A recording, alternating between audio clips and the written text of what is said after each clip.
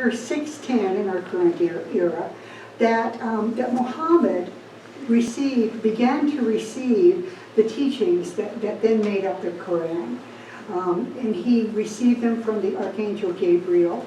And so this is a time, this month, for the entire month, Muslims fast from dawn until sunrise, until sunset. Yeah, the whole day.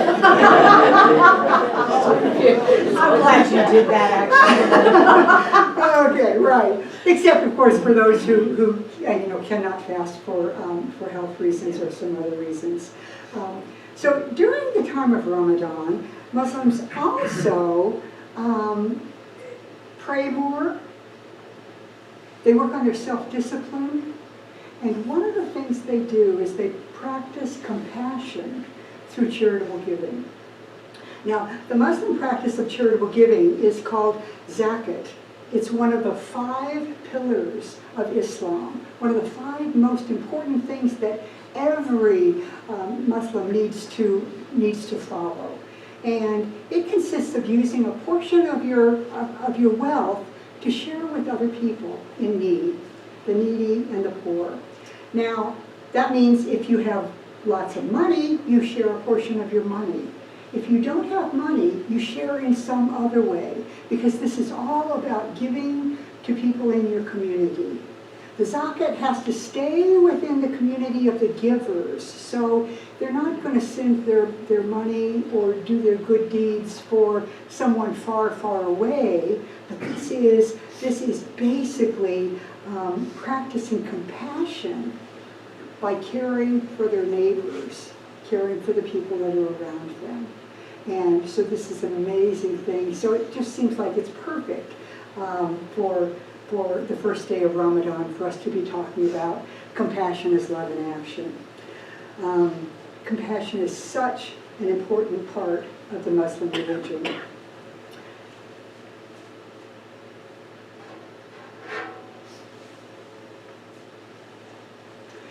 And compassion is love in action. Now, I have a little story about love in action. It's not really about compassion, but it's about love in action, and I thought you might like it. So there was an old couple who had been married for 60-some years, and one day they were in the living room talking about their time together, and the wife says, things really aren't quite the same as they used to be. It used to be that you would sit close to me.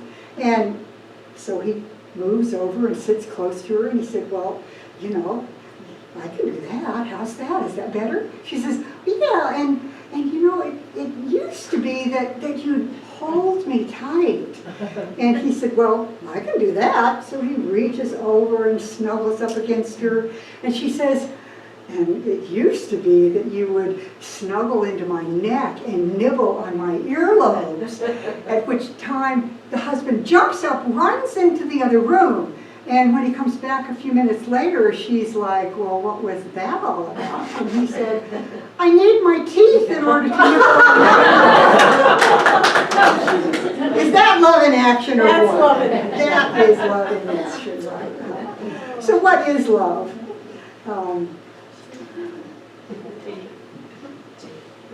Teeth. Somebody said teeth. Teeth, yes.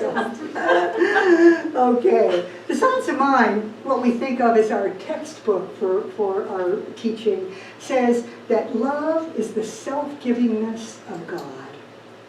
It's God giving of itself to us and through us and as everyone and everything.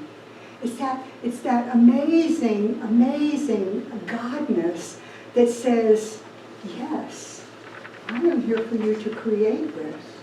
I am here for you to think and believe and have show up in your life what you want to. So as we move through life with compassion, Spirit's love, Spirit's joy, Spirit's power is able to move through us, blessing people all around us, and then that ripples and ripples and ripples. And we don't even know how far that goes when we share love. So how do we move through the world with compassion, grace, and gratitude? Well, as I thought about this, I thought, this is just kind of like the first 2 steps of our affirmative prayer, what we call spiritual mind treatment. Because the first step is remembering that God is all there is. God is all there is. You can call it spirit or the universe or life essence, whatever you call it. It's that one creative power. It's that one essence that is the basis of everything. The substance from which everything is created, and absolutely the idea behind all creation. There's nothing on this planet, nothing in this universe that is made of anything but godness. Anyone, everyone, everything. That's what we are.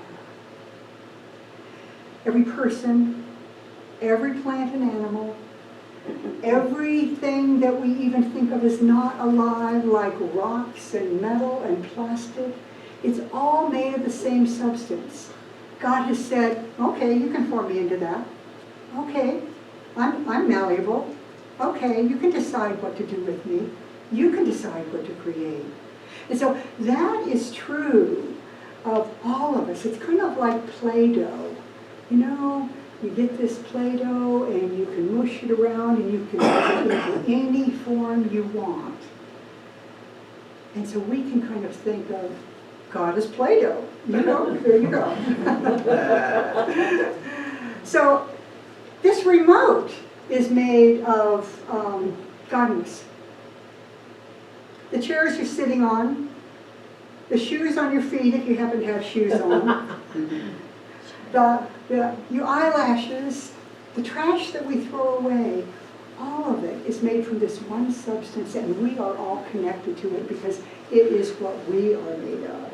It's all in constant change. It's all in constant evolution. Now, so that's step 1. God is all there is. Step 2 of our spiritual mind treatment is, I am one with that. I unify with that, because if God is all there is, what else could I be? I mean, what else could you be? Absolutely made of the divine, made of the divine. And then when we remember that that's what we are made of, it makes it a lot easier to remember that that's what everyone is made of. Everyone. Nothing, no one exists outside of this godness. And as we remember that, it makes it, I think, easier for us to be compassionate. Because we realize that, you want the same things I do, basically. You want the same quality of life that I do. All of us are in this together.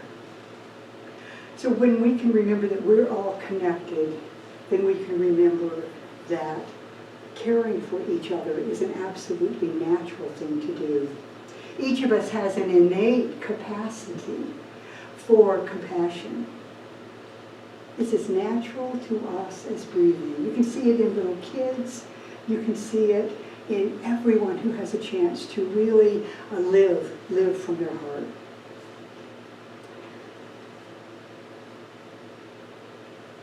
So, have you ever been in a situation of not having enough money, or not having enough food, or not being able to take care of your family the way you wanted to? I mean, if you have ever experienced that, and even if you haven't, maybe you can imagine what that might be like. Now, those are the things that call forth compassion in us. Empathy is being able to kind of feel into what someone else is experiencing. Compassion is being able to recognize someone else's or a group of people's suffering, recognizing their pain, and wanting to do something about it. So empathy is, okay, I can relate, but compassion is wanting to do something about it. Now, there's also altruism, which is actually doing something about it.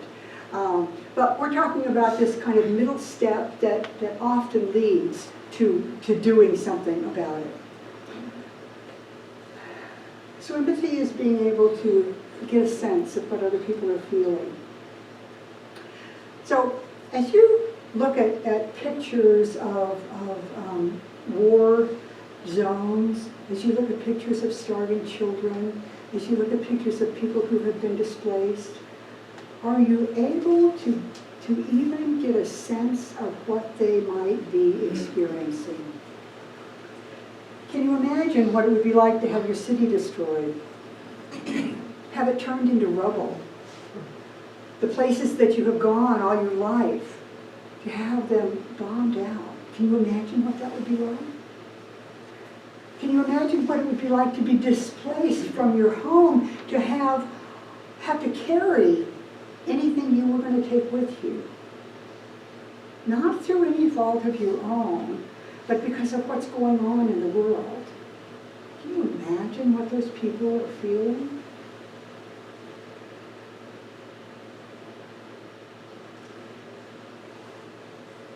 Maybe you know, or can you imagine what it's like to be jobless or homeless? Can we have empathy and compassion for these people?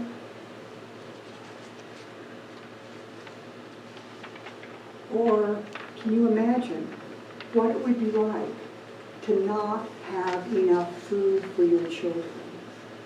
To the point where, as these on the screen that you can see, you can count their ribs. One little boy is eating off of the street. Can we allow our hearts to open enough to feel this? Because each of us has this capacity, innate capacity for compassion. Compassion is recognizing suffering and wanting to do something about it. Being able to imagine what someone is going through and wanting to help, whether you do or not. Compassion is putting ourselves in the shoes of others, sharing the pain of others. It's feeling when we see suffering and pain that we want to alleviate it. Isn't that something we all feel at various times? Now, in order to feel compassion, we have to actually open our hearts and feel. Now, that can be a challenge because there are a number of things in this world that we don't want to feel. We are bombarded with things that we don't really want to feel. I mean, have you watched the news or read the news or listened to the news lately? There's some stuff on there that we don't want to feel. But there's a way that we can gently let ourselves feel enough to recognize that suffering is going on. Feel enough to recognize that help is needed. That we can just let ourselves gently feel enough to notice that part in us that wants to help, that wants to make things better, that wants to alleviate pain. Now, whether or not you start a nonprofit, or join the Peace Corps, or go work at the local homeless shelter, whether or not you actually do any of those, I want to encourage each of you to notice when that feeling of compassion shows up for you, even if you're not able to do anything about it. Because that's a really rich experience to say, wow, I wish I could do something about the pain and the suffering that these people are experiencing. Now, we don't have to wallow in it. We don't have to listen to it nonstop and bemoan the horrible shape that the world is in. But we can absolutely recognize pain, suffering, and recognize the part in us that wants to alleviate it, that wants to make it better. I'm here to tell you that even without taking physical action, there is something you can do to make a difference. Even with a quick prayer, or by surrounding people in or a situation in love and light, you can start to shift the energy, opening up to allow grace to be present. Grace, which is the undeserved assistance of the divine. Anybody want some grace in their life? Mm-hmm. Yeah. I mean, we can do this because energy is real. Energy is real. I mean, can you not feel it when someone is beaming angry energy at you? Even if they don't say anything or if they don't flip you off, you know? Can you not feel that? And likewise, can you not feel when someone is beaming love at you? Whether or not you can see the expressions on their face, whether or not you can see their body language, you can feel that love. So let's do an experiment. You up for that with me? Yeah. Okay. Let's all beam love at Karen. Okay? We're going to imagine Karen. We're going to imagine Karen surrounded by light and love. Now, in whatever way you imagine that, know that it's perfect. There's no one way of imagining it. You are doing it right as you surround her with light and love.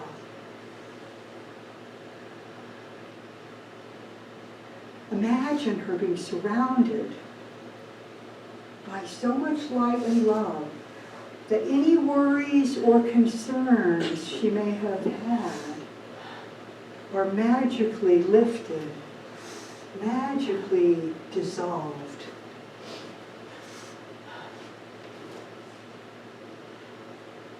Imagine that there's only light and love and joy that fills her path, that fills her world. Love. Light, joy.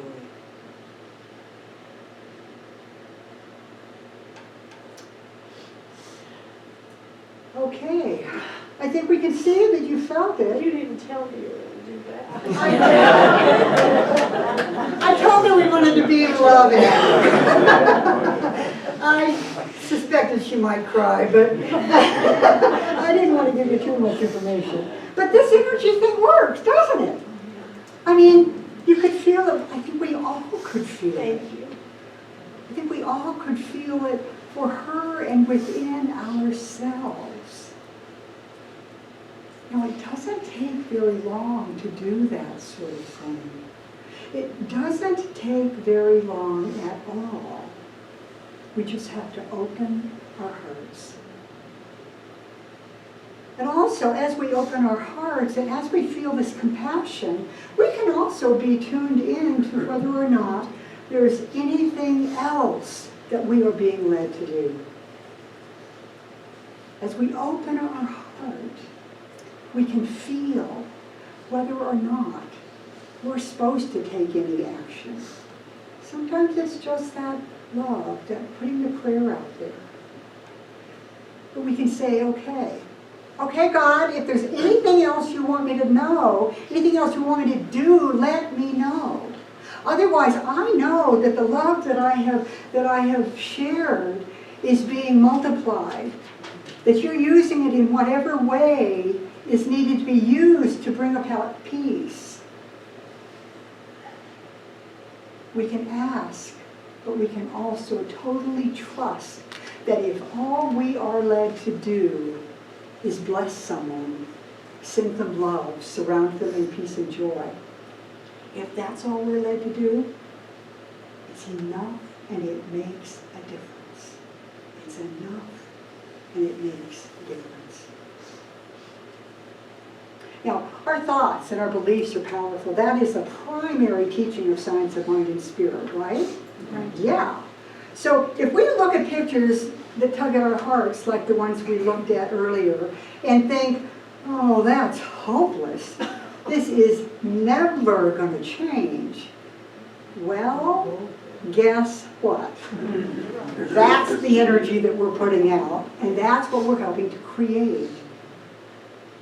But if we can get to a place where we can think or say something like, okay, I don't know what to do about this, but I know that there's a power for good in this universe greater than I am, that I can use it. I know that the infinite intelligence, the love intelligence, absolutely is everywhere. That it is at work, and if I activate it by believing that a change can happen, by listening for my part, then that's the kind of energy that I want to put forth. And if enough of us do this, if enough of us put this energy of, oh yes, even if I don't know how to do it, Spirit does, God does, the universe does, whatever you want to call it does, because there is this power for good that is right here, right now, always, and everywhere. So your homework this week, should you decide to accept it, is as you become aware of other people's pain or suffering, and this can be in your own household, in your own home, or it can be in your workplace or in the news, as you become aware of other people's pain and suffering, notice that part in you that wants to do something about it, that compassion. Notice your compassion. Now, once you've noticed your compassion, instead of jumping right in and trying to fix whatever it is, has anyone else ever tried to jump in and fix something? Okay, we've got one. Not just me. Okay.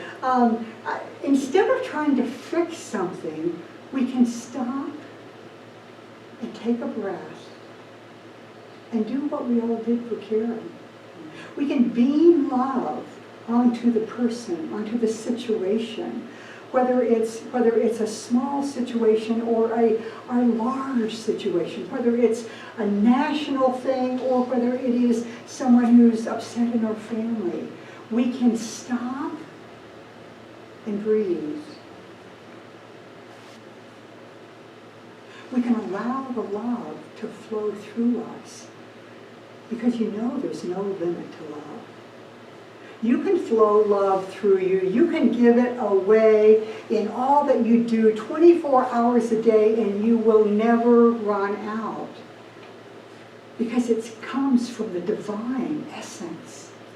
It absolutely comes from that place, that deep, deep, deep well that loves us, that makes us all that we are, that blesses us. You can imagine grace, that unmerited assistance of the divine. Think about that. Unmerited assistance of the divine. So that means that there is a power, there is a love that can show up for us, no matter what we've done, no matter how many mistakes we've made. We can call on that. And when we call on it, we are drawing it into our lives. We're opening our hearts to it. And there is no limit. None at all. God is love. God is intelligence. Love is, God is, all things are possible. So let's say our affirmation together. I move through my world with compassion, grace, and gratitude. So are you willing to do that this week? Are you willing to move through your individual precious life with compassion and grace and gratitude? Are you willing to do that? Yes. Let's say it again. I move through my world with compassion, grace, and gratitude. And so let's take that into prayer. As practitioners, stand with me, knowing the very highest and best